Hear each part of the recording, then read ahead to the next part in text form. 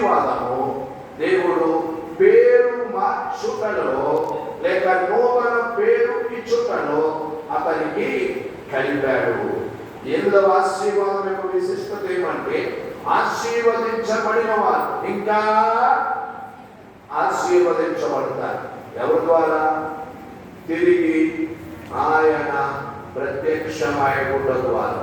తిరిగి ఆయనే మనలను ఆశీర్వదించడానికి ఇష్టపడుచు ఉన్నాడు. 9వ ఆశీర్వాదం 39వ అధ్యాయం ఆదికాండము 5వ వచనం. ఈ వచనంలో ఆశీర్వాదము ఎక్కడ ఉంది అనేది మనం చూస్తే, ఆ ఐగుప్తీయుని ఇంటిని ఆశీర్వదించదు. ఐగుప్తీయుని ఇల్లు ఆశీర్వదించబడడం. ఐగుప్తీయుడు నిజానికి అతడు దైవ సంబంధమైన సృష్టికర్త అయిన దేవుడికి సంబంధించిన వాడు కాదని. ఐగుప్తు నిండా విగ్రహారాధన. ఐగుప్తులో ఉన్నటువంటి విగ్రహారాధనే నేడు లోకంలో ఎక్కువగా మనకు దృష్టాంతంగా కనబడుచున్న విగ్రహారాధన. అనగా ఏ వస్తువుని చూచినా, ఏ వృక్షాన్ని చూచినా, ఏ జంతువును చూచినా, ఏ జలమును చూచినా, ఏ ఎద్దు పల్లాలు ఎద్దులను చూచినా, పల్లవులను చూచినా, లోయలను చూచినా దేవుళ్ళుగా పరిగణించి ఆ దేశం ఐగుప్తు దేశం.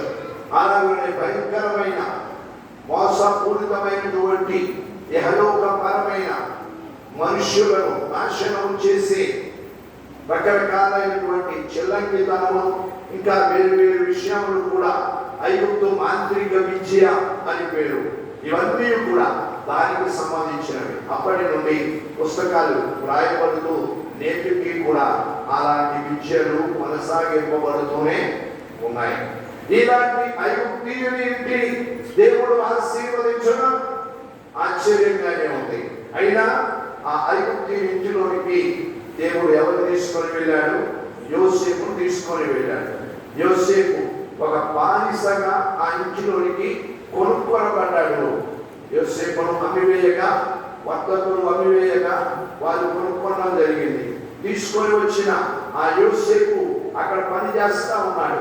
ఆ పని చేస్తూ ఉంటే సర్వశక్తివంతుడైన యోసేపు యొక్క దేవుడు యోసేపును చూచి యోసేపును ఆశీర్వదించాలి. దాని ప్రకారం ఎవరు ఆశీర్వదించాలి? యోసేపును ఆశీర్వదించాలి. యోసేపును బట్టి లేక యోసేపు నిమిత్త దేవుడు ఐగుప్తీయుని ఇంటిని ఆశీర్వదించాడట. ఎంత ఆశ్చర్యం! ఎలాంటి ఆశీర్వాదం అంటే, ఒక్కొక్కసారి దేవుని నమ్మిన బిడ్డ ద్వారా అన్యులైన దేవుడు ఆశీర్వదించడానికి ఇష్టపడతాడు. తప్పక అది గొప్ప విధానం. దేవుని యొక్క బిడ్డను కనపరిచే వారిని, దేవుని యొక్క బిడ్డను ప్రేమిస్తూ మన యోసేపును వారు జాగ్రత్తగా చూసుకొనిచున్నారేమో. ఒక బానిస కంటే ఎక్కువగా అతనిని ట్రీట్మెంట్ చేస్తా ఉన్నారేమో మనకు తెలియదు. కానీ దేవుడు యోసేపు కొరకు వారు చేస్తున్నది చూచి యోసేపును బట్టి ఆ ఇంటిని ఆశీర్వదించాడు. ఎంతగా ఆశీర్వదించాడంటే 2వ భాగంలో దాని వివరణ ఇవ్వబడుతుంది. యెహోవా ఆశీర్వాదం ఇంటిని బట్టి ఆ ఇల్లంతా ఆశీర్వదించబడుతుందట. అక్కడ ఉన్న పొలాలన్నీ ఆశీర్వదించబడుతూ ఉన్నాయి. ఇది ఒక విచిత్రమైన ఆశీర్వాదం. దేవుడు ఒక ఇంటిని ఆశీర్వదించడం అంటే ఏదో ఇంటినంటే ఇల్లు మాత్రమే కాదు, ఇంటికి చెందిన ఆ పొలాలు, ఇంటికి చెందినటువంటి ఇక మిగిలిన అన్నింటినీ కూడా దేవుడు ఆశీర్వదించడానికి ఇష్టపడుచు ఉన్నాడు. దేవుడు తప్పక ఆశీర్వాదం ఇవ్వడానికి ఆయన భక్తులు కూడా తప్పక అక్కడ ఉండాలని కోరుకుంటాడు. ఒక్కొక్కసారి మనకంటే ఎక్కువ మిగిలిన వారు ఆశీర్వదించబడుచుండవచ్చు.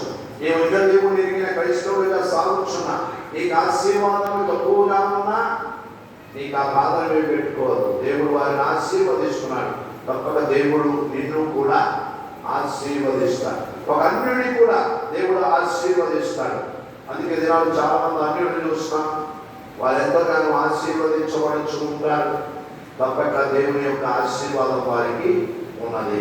అయితే వారికి మనకు మధ్యన తేడా ఏమిటనగా వారికి రక్షణ అనే ఆశీర్వాదము లేదు. ఒక అన్యుడి ఇంటిని కూడా దేవుడు ఆశీర్వదించడానికి ఇష్టపడుచు ఉన్నాడు.